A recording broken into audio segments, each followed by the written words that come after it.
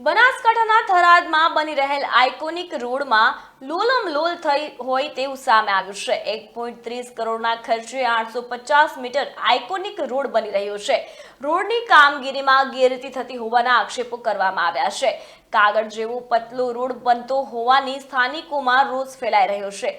આટલી મોટી રકમમાં આટલી પતલી સાઇઝ રોડ ક્યાં સુધી ચાલશે તેવા સવાલો છે તે ઊભા થયા છે। પ્રથમ વરસાદી રોડનું ધોવાણ થઈ જાય છે ત્યારે આટલો મજબૂત રોડ બની રહ્યો છે કે આઇકોનિક રોડ જો તંત્ર નહીં જાગે તો આ આઇકોનિક રોડ છે તે આઇકોનિક બનશે ખરી તેવા પણ પ્રશ્નો છે તે આજ લોકમુખે ચર્ચાઈ રહ્યા છે।